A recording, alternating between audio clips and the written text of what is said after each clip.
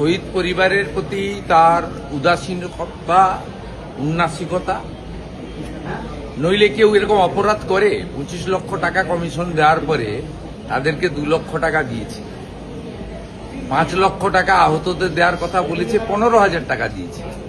আপনি ভাবতে পারেন যার উপরে দাঁড়িয়ে বাৎসরিক ডিম্বাদ উৎসবে পরিণত করেছে, সেই যারা আত্মবলিদান দিলেন তাদের প্রতি এই অবিচার, তাও একটা কমিশনের রেকমেন্ডেশন, এটা ছাড়া আপনি কি বলবেন? তো অপরাধ।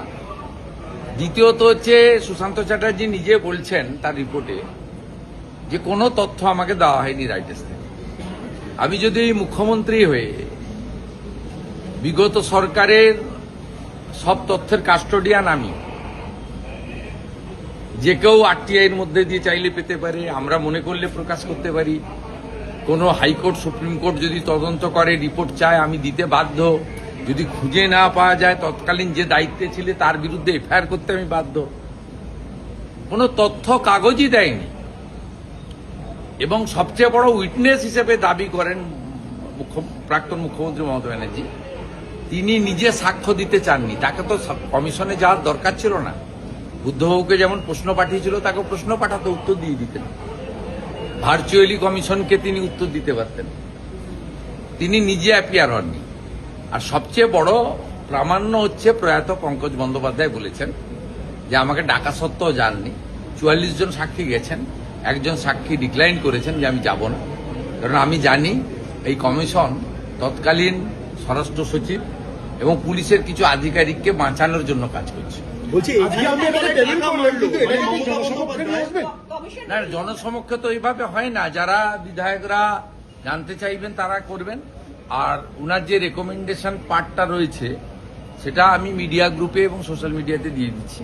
ওনার যে রেকমেন্ডেশন পার্টটা রয়েছে এত বড় তো আর দেওয়া সম্ভব। আরেকটা গুরুত্বপূর্ণ, আপনি এফআইআর এর কথা বলেছেন, আপনি এফআইআর এর কথা বলেছেন। যারা এবং আহত তারা যদি কমিশনের সুপারিশ মতো ক্ষতিপূরণও চায় আর নতুন করে এফআইআর করতে চায়, বর্তমান সরকার তাদের ওয়েলকাম করছে।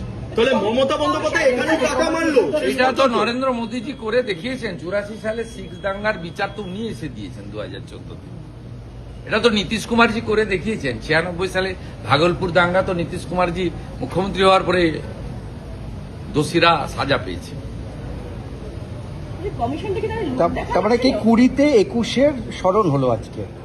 20 তারিখে 21-এর স্মরণ। এতদিন তো 21 তারিখ মানে স্মরণ নয় না, মানে তাদের বিচার না, বিচারও নয়, সত্যের উদ্ঘাটন। সত্যের উদ্ঘাটন সবসময় বলে না, সত্য অমর, সত্যের কোনো ক্ষয় নাই,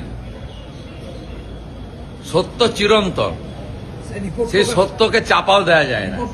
আজকে সত্যের উন্মোচন। বলছি তাহলে মমতা বন্দ্যোপাধ্যায় এখান দিয়েও টাকা মারলেন শেষ পর্যন্ত, মানে এটাও বাকি ছিল?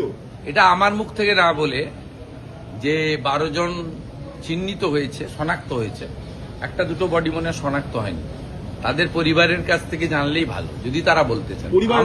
আমি যা বলেছি সুশান্ত চ্যাটার্জির রেকমেন্ডেশন এবং implementation, as a chief minister house চললে বাইরে বলা যায় না, হাউসে বলেছি। এবং যে সদস্য চাইবে অ্যাপ্লিকেশন করে কপি ফটোকপি লুকিয়ে রাখার কারণটা কাল ভিক্টোরিয়ার সামনে যিনি আসবেন তাকে জিজ্ঞেস করলেই বলতে পারবেন। আমি